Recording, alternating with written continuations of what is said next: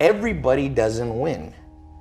And the sooner you wake up to that biology is ruthless, man, then you get a little fear in you. And when you get a little fear in you, you start listening. Because if you're truly afraid, you listen. Let a little fear come in and drive you and motivate you. We're set up for failure because we think we're going north, but we're going south. That's why 50% of people who get married divorce, 80% of businesses fail. That's why 30% of Americans are on some form of antidepressant medication. That's why 60-70% of people are overweight. I mean, in a way, we're kind of fucked. But we live in a society that's very narcissistic. You're told like, oh, everybody's a winner. No, not everybody's a winner. That's like saying everybody's blonde. There's a definition of what blonde is. Blonde is like this yellowish hair. So you lose meaning when you start going, everybody's blonde. When you see your life and anytime there should be pain, you go, no, no, no, no. It was just how it was meant to be. No, look yourself in the mirror sometimes and go, you know why I'm not happy? It's because I didn't listen 10 years ago and I got in the wrong career. You know I'm not happy? Because I married the wrong damn person. It wasn't meant to happen. Yes, everything happens for a reason. You made a bad choice, but it didn't have to be that way. And the second you build up pain, and this, by the way, is not my opinion. If you talk to guys like Dr. David Buss, top 10 most cited psychologist in history, okay? He's one of my main mentors. He told me, I said, do adults change? Like, we do all this self-help videos and podcasts. I said, am I wasting my time? He goes, yeah, kind of. I said, why? He said, well, after 25, it's very hard to teach old dogs new tricks. By the way, that's why I've changed. Most of my stuff targets people 18 to 25. That's why I do Snapchat and all that, because there's hope for 18 to 25-year-olds. Now, if you're over 25, before you get depressed, he told me, but I have good news for you, Tai. I said, what? He said, adults learn through massive trauma. So you will learn. You have to let in some trauma into your life. And that's rough, but no pain, no gain. Like if you are 100 pounds overweight and you want to be able to play basketball, here's my news for you. Everything happened for a reason. You got fat because you ate too much and you didn't exercise. So welcome to the gym. In the first year is going to be hell, but that pain, hopefully, will reprogram your brain that every time you want to eat that nasty thing, go, wait, I don't want to go through that pain again. So I think one of the myths of society is we won't let pain in. We just excuse it all away. Like, no, that was meant to happen. Oh, you wasted 20 years of life and married the wrong person in the wrong career? No, Tom, it was meant to happen. Where's the people who go, you fucked up, dude. You wasted 20 years and you will never get it back. You better go in your room and cry. And the truth is, you only learn as an adult. Unfortunately, most people can only change with massive trauma. Optimizing your life for hustling and grinding is like optimizing your life around going pee. No, pee is something you have to do. It's not the goal. You don't go, woo! You know what my goal is? Hit the toilet 7 times a day. No, but you have to do it to survive. So grinding and working hard and hustling is not what you optimize for. It's pain. Why would you optimize for pain? But it is a necessity. And if you look at an actual scientific explanation of what makes you successful, it is not just hard work.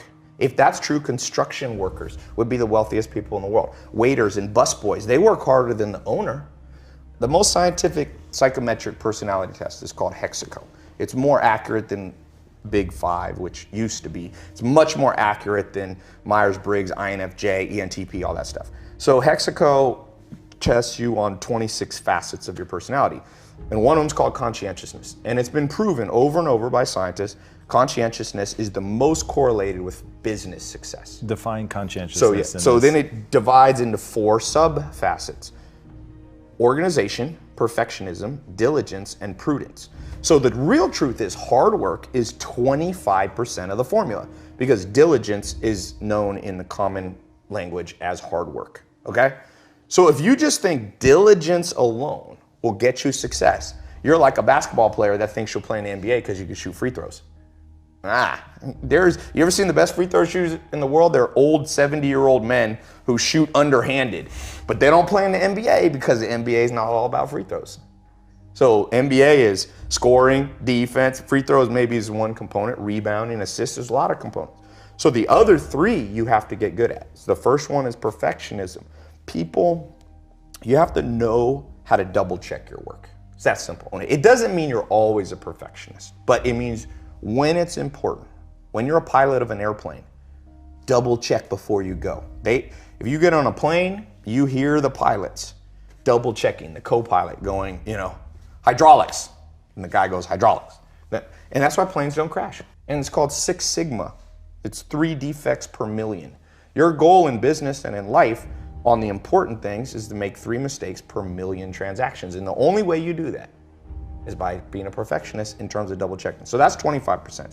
The next one is organization. I can't tell you how much better my life is, and anybody watching this will be, if you wake up every single day and you take 10 minutes. I have yellow notepads sitting all around my house. I got that from Bill Gates. Bill Gates built Microsoft at 17 by locking himself in a hotel room with 6 yellow notepads, and he wrote out the whole basic code for DOS and things that built Microsoft. Okay, he became the richest man in the world 18 years straight because he was organized enough to lock himself in a room and think through his day. And so what I try to do, and whenever I do this, I have a great day. Whenever I don't, I notice it. Be organized a little bit, 10 minutes. I actually have this little couch thing outside of my shower, and I put a notepad by it. I take a shower when I wake up. I walk over to that, I kind of sit there, and I just write out, it can be as little as 3 main projects you want to get done that day. So organization is the other 25%. So now, and then you have diligence, which is hard work, hustle, and perseverance. But the last one is the kicker. And this is what I was talking about, the rewiring that has to happen. The last one is something called prudence. Scientists call this prudence.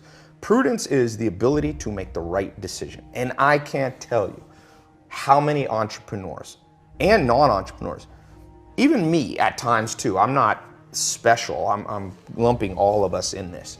Because of our upbringing in society, our goal is, let's say our goal is like that camera right there. So let's assume that's north. So I have this compass in my brain, and my goal is to go right there. Let's say it's a mile away, so north.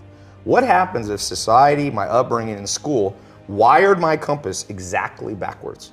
So I think, let's say I can't see that camera, but I know I want to go north. So I pull out my compass, and it points that way. So I just take off walking. And I do it in an organized fashion. I do it in a perfectionist manner. I'm perfecting my steps and my posture. I'm also working on, hard work and hustle. Keep walking towards your goal. Well, the truth is, if you go south when you should go north, you could have gone 1 mile, but the earth is about 24,000 miles in circumference. So you get to walk 24,000 miles, and you'll come up on the backside, and you will get your goal. That's most entrepreneurs. The average person takes 20 years to become a millionaire. 90% of businesses fail within the first 5 years, 80 to 90, depending on what statistic. Most people, I did the math once, the average American has $60,000 saved by the time they're about 60 years old. So my answer, I did the math, you can do this with a simple financial calculator. Everybody in America, your parents, everybody you know will be a millionaire if they live to 160.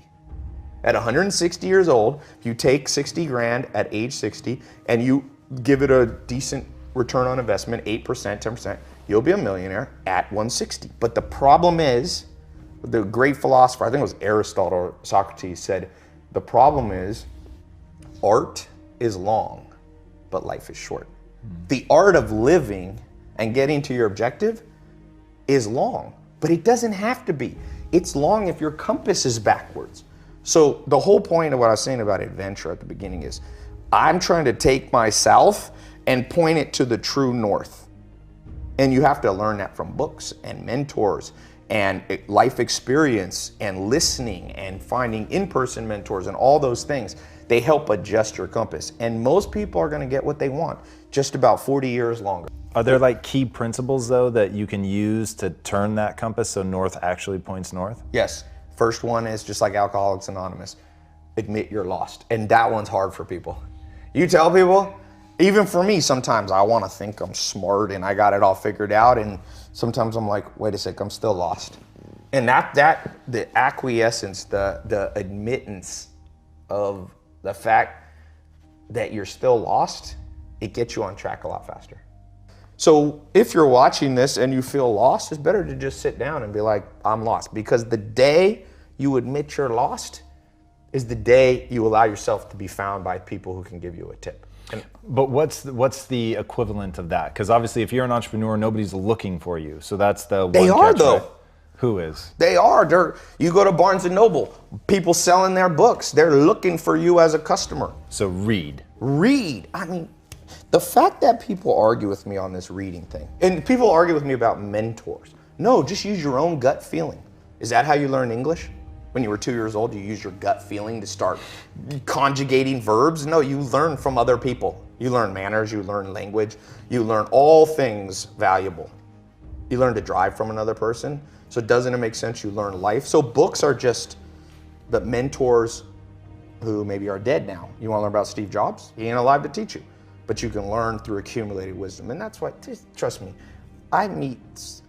very few powerful businessmen I've ever met don't read a lot. Warren Buffett, who I think is the best businessman by far in the world, he has 75 companies that he pretty much runs, 200 billion in revenue. He reads 8 hours a day. He reads 600. He said he slowed down in his old age. He only reads 500 pages a day. Bill Gates goes on reading vacations. Mark Zuckerberg just started a reading once a week book club on Facebook. It already got a couple million followers. And now with audio books, there's no excuse. You got YouTube videos. Let this thing run in the background. And it's better if you can find it. I mean, better than books is in-person mentor. That's why I do a podcast. I started Google AdWords in 2001. Okay, I got lucky. I just stumbled and I was one of the first people to ever use online advertising. I was in, I think, the second month Google AdWords launched. Whoa. And there was no YouTube videos. There was no Perry Marshall books. There was nothing. You just kind of wasted money to learn. Now, we're the most spoiled generation. Everything, this computer on this phone, iPhone 7, is more powerful than the first rocket that put man on the moon. That cost billions of dollars. Now we get that for under $1,000. And people are still like, I'm lost. Yes, you're lost. Sit down and then open up Safari and go, how to do Google Ads. And you're gonna come up, let's see what I come up with. AdWords, they have their own tutorial. WordStream, Jumpify, you got some paid stuff. Then you have some free stuff on HubSpot. If you sit in a chair, Charlie Munger calls it assiduity. Put your ass in a chair. Sit there and focus without being, you know, the average American right now, the average person in the world, our attention span has dropped to 5 seconds. The sad news is the average goldfish has 6 seconds. We're now competing with goldfish and the goldfish are winning. So if you don't have assiduity to sit down, read, there is no solution for you. You will always be poor because you'll always be beat by somebody who's willing to sit in the chair. Is there a way for people to build that discipline? Yes, pain. And that's why I'm not a big believer in delusion. You know, you asked me one of the rewiring things we have to do in this world. I'll tell you one. You ever heard this myth? Everything happens for a reason, so just accept it. Well, there's kind of truth to that. If I jump off a building and break my legs, yes, everything happened for a reason. The reason was gravity. Like, that's why you break your legs, and physics. Legs brittle, concrete not brittle. So, but people interpret everything happens for a reason, be like, well, I was meant to learn from that thing, and then BS. Read Richard Dawkins' The Selfish Gene, one of the most important books written in the last century. He says, organisms that only learn through trial and error lose to organisms that can learn through other people's trial and error. Is anybody here, we got a little live audience, anybody here ever had to be hit by a car to learn to look both ways? I didn't. I kind of learned from just somebody telling me, big car, 2 tons, velocity, smash, dead. And I now always look both ways. So if your myth is that the only way you're gonna learn is just through massive mistakes and trials and error, you haven't read Richard Dawkins' book. If you believe in evolution, or even you don't, you believe in creationism or whatever, why do we have big brains? Because we do have the biggest brains on planet Earth. Not always use them, but we got the biggest potential. It's to be able to what Richard Dawkins called project. So you can literally sit in this chair and predict outcomes without having to do them. And because we're all narcissists because of society and Instagram and all this, and I'm guilty of that too, we don't like to be uncomfortable because a narcissist's story to themselves is, you're the best. And so your worldview is messed up. That's a wiring issue. Let me put it this way. I meet people who think they're smart, okay? What it really tells me is they've never been around actual smart people. If you're really smart watching this, let's say you have 155 IQ. That's what Bill Gates has, and Albert Einstein were up there.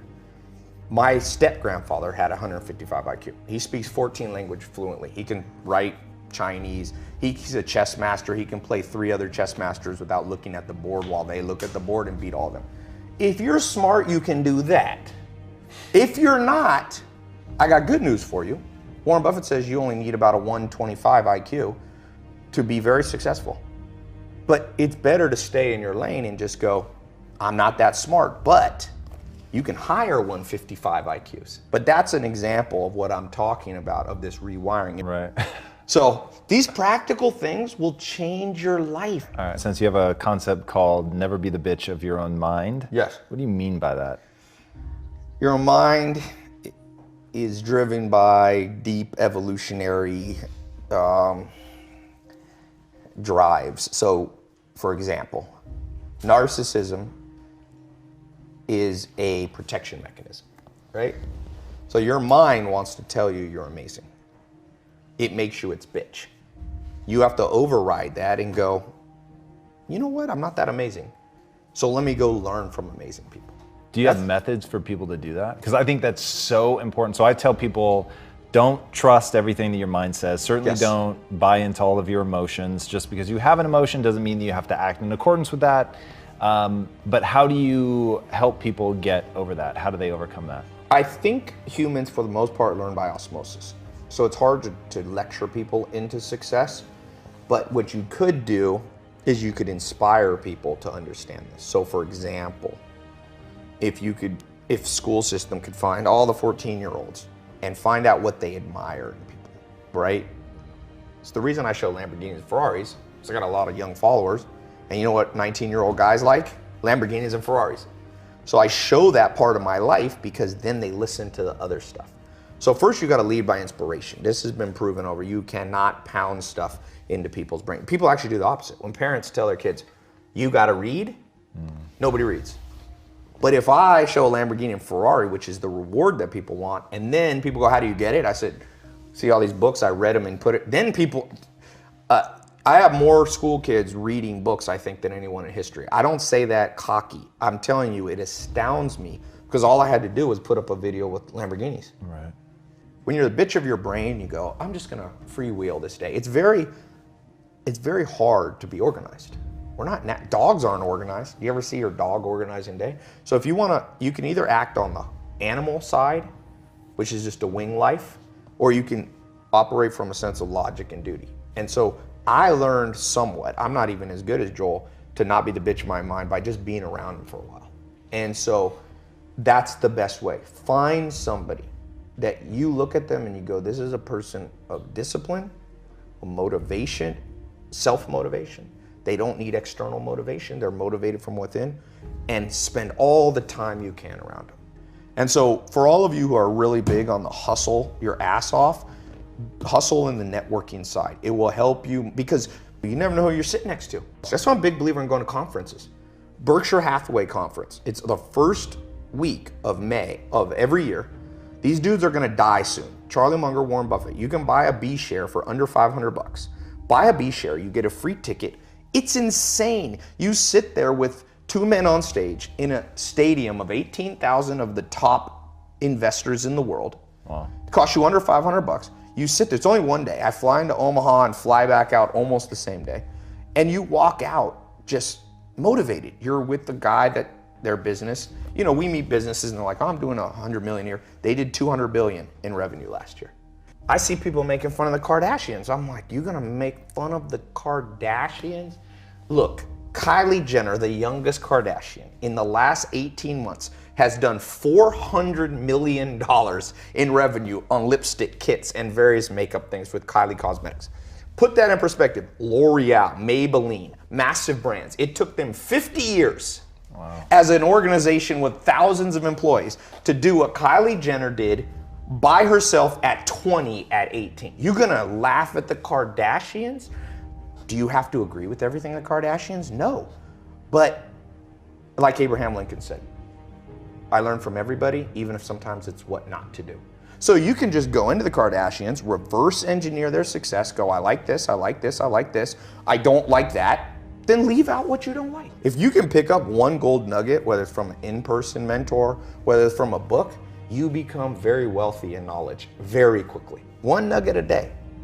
One nugget a day. It's like Charlie Munger, Warren Buffett's business partner, said, step by step you get ahead, but not necessarily in fast spurts. But you have to prepare for the fast spurts by learning step by step. Like you want to become like a supercomputer where you just download smart crap from smart people. And you pick and choose. Like some people are like, Tai, I don't agree with everything you say. I'm like, good, I don't agree with everything I say. Like a year later, I'm like, wait, I was wrong.